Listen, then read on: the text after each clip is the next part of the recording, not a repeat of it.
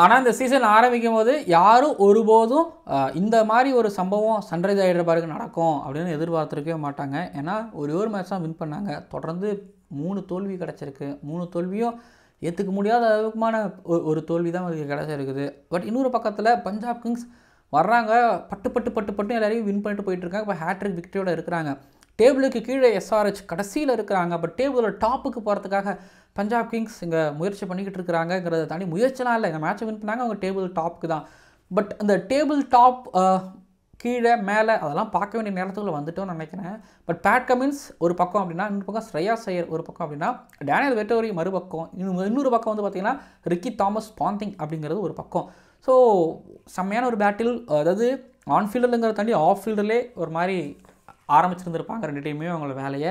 யார் ஜெயிக்கிறாங்கன்னு பார்ப்போம். பட் கண்டிப்பாக இந்த மேட்சும் இன்ட்ரெஸ்டிங்கான ஒரு மேட்சாக இருக்குது. டபுள் ஹெட்டர்ஸில் சனிக்கிழமை பார்க்கலாம். பட் அதுக்கு முன்னாடி நம்ம IPL 2025 கிரிக்கானந்தாவும் டெக்கத்லானும் சேர்ந்து நம்ம கேள்விகளை கேட்டு பரிசுகளை வழங்கிக்கிட்டு இருக்கும்போது இந்த மேட்ச்சில் நான் கேட்க போகிற கேள்வி, யார் அதிக ரன் அடிப்பா, யார் இந்த மேட்சை ஜெயிப்பா அப்படின்னு கீழே வந்து கமெண்ட் பண்ணுங்கள். சரியாக கமெண்ட் பண்ணுறவங்களேருந்து நான் ஒருத்தவங்களை தேர்ந்தெடுத்து டெக்கத்லான் பரிசு நான் உங்களுக்கு கொடுப்பேன். இது வரைக்கும் டெக்கத்லான் பரிசு பெற்றவர்கள் எனக்கு இன்ஸ்டாகிராமில் மெசேஜ் பண்ணுங்கள். பரிசு வரலையா எனக்கு இன்ஸ்டாகிராமில் மெசேஜ் பண்ணுங்கள், DM பண்ணுங்கள். இப்போ ப்ரிவியூக்குள்ளே போகலாம்.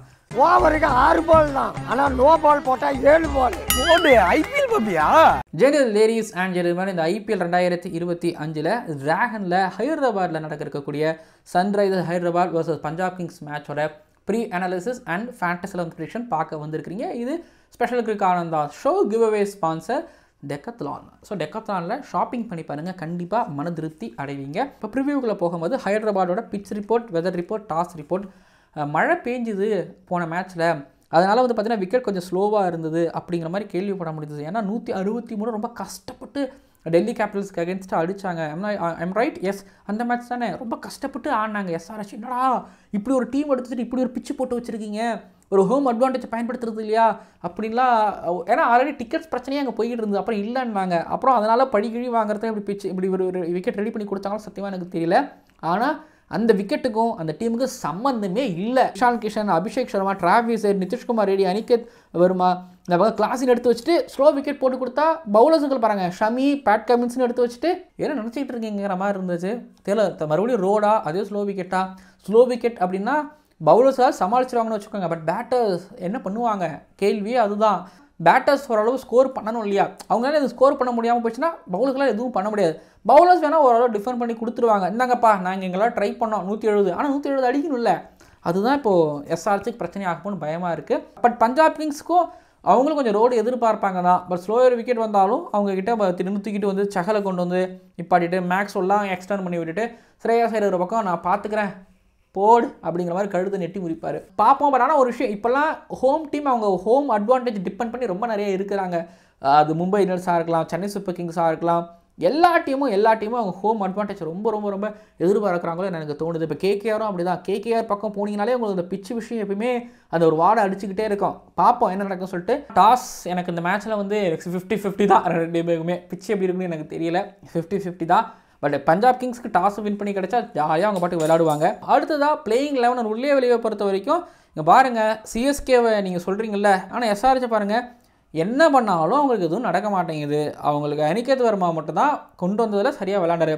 கம்யூனிட்டி மீடியாஸ் எடுத்துகிட்டு வந்தாங்க மாற்றா, சரியாக ஆடலை. அபினவ் மனோகருக்கு பதிலாக அபினவ் மனோகரே வாய்ப்பு கொடுத்தாங்க, கிடைக்கல, சரியாக பண்ணிக்கல.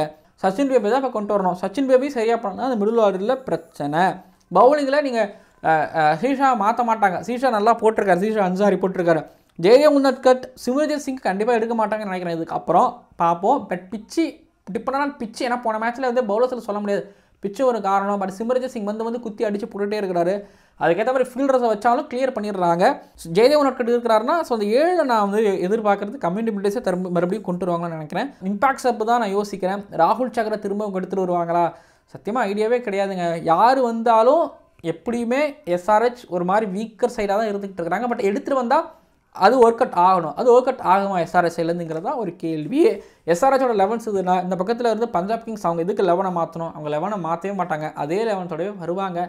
இப்போ நம்ம பேட்டில் நேருக்கு போயிடலாம். இப்போ நேரில் போகும்பொழுது SRH பற்றி நானே முன்னாடியே சொல்லிட்டேன். இப்போ SRHல என்னென்னா, அதாவது ஆளை மாற்றி உள்ளே கொண்டு வந்தாலும் அது அவங்களுக்கு ஒர்க் அவுட் ஆக மாட்டேங்குது. அதுதான் பிரச்சனையே. பிளான் பண்ணாலும் அந்த பிளான் உள்ள வந்து எக்ஸிக்யூட் ஆக மாட்டேங்குது. டாப் 3 அபிஷேக் சர்மா இன்னும் ஆடலை, 5 இன்னிங்ஸ் ஆடுறாரு, 30 தாண்டலை.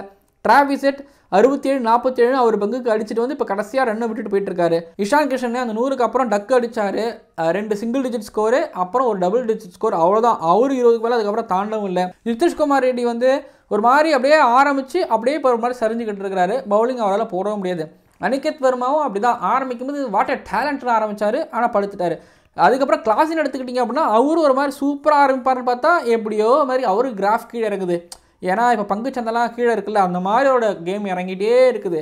ஸோ டாப் 6-7 பெர்ஃபார்மன்ஸ் பண்ண மாட்டாங்கன்னா டீம் எப்படி ஜெயிக்கும் சொல்லுங்கள்?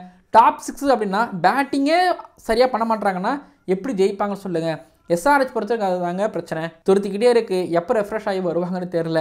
ஆனால் இதில் ஹெட்டால் 100 அடிக்க முடியும், அபிஷேக் சர்மாலையும் 100 அடிக்க முடியும், நிதிஷ்குமார் ரெட்டியாலையும் 100 அடிக்க முடியும், இஷான் கிஷன் 100 அடிக்க முடியும், கிளாஸினாலும் அடிக்க முடியும். எல்லாரும் பண்ணுறவங்க தான், ஆனால் எல்லாராலையும் பண்ண முடியலையே. பஞ்சாப் கிங்ஸில் பாருங்கள், அங்கே பிரேன் ஷாயை 100 அடித்தவர், பிராப் சிம்ரன் 80 ரன் அடித்தவர், ஸ்ரேயாஸ் ஐயர் லாஸ்ட் 100 வச்சா கொஞ்சம் சொதப்பல் தான், ஆனால் அவராலையும் ஸ்டடியாக வந்துட முடியும். ஆனால் ஸ்ரேயாஸ் ஐயரோட இந்த இதுக்கப்புறம் வர மேட்ச்லாம் ரொம்ப முக்கியம்.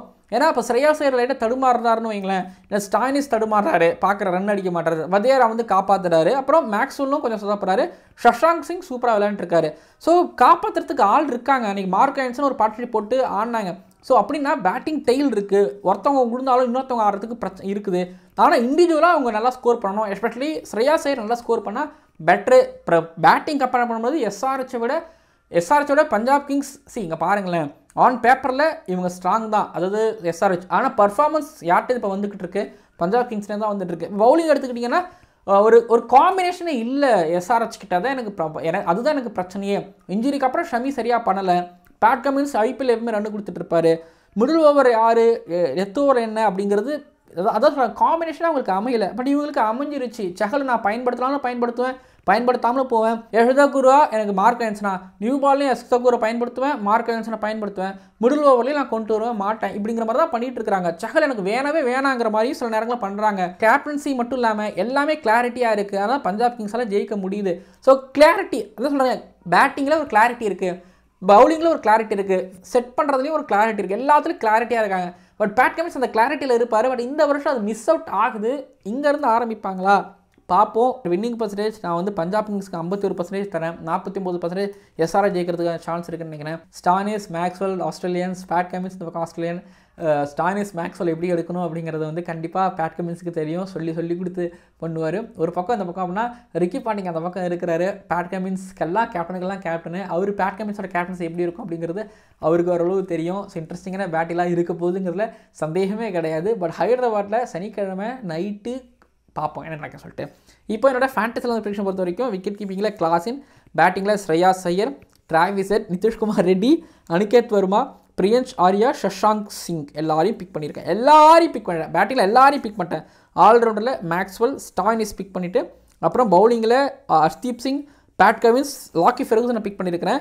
வதேராவா நீங்கள் கேட்டிங்கன்னா வதேரானா நான் மேக்ஸ்வெல், ஸ்டாயினிஸ் யாரையா ஒருத்தவங்களை கட் பண்ணிட்டு தான் அப்படி தான் எடுக்கணும் வதேராவை. ஆனால் எடுக்க முடியாதுல்ல, நீங்கள் ஸ்டாயினிஸ் மேக்ஸ்வெல் யாராவது பிக் பண்ணிட்டு தான் போகணும். கீழே பவுலத்தில் ஏதாவது கட் பண்ணாலும் நீங்கள் கட் பண்ணிக்கோங்க.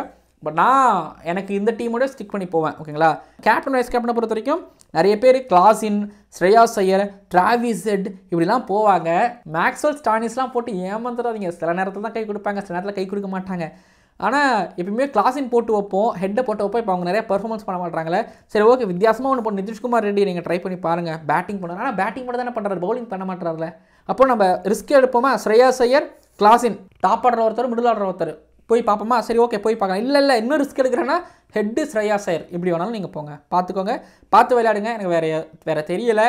அப்புறம் Hardeep Singh new ball death over. இப்போ டிராவிஸ் ஹெட் லெஃப்ட் ஹேண்டருக்கு ஹர்தீப் சிங் எப்படி போட போகிறாரு, மேலே இஷான் கிஷன் எப்படி போட போகிறாரு, அதே நேரத்தில் அபிஷேக் சர்மா எப்படி போட போகிறாரு.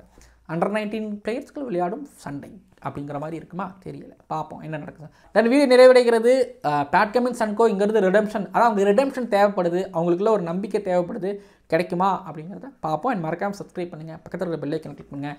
பார்க்கலாம் அடுத்தடுத்த வீடியோக்களில். டபுள் ஹெட்டர்ஸ் வந்தாலே நம்மளுக்கு வேலை இருந்துக்கிட்டே இருக்கும், வீடியோ அப்லோட் ஆகிட்டே இருக்கும். பார்க்கலாம்.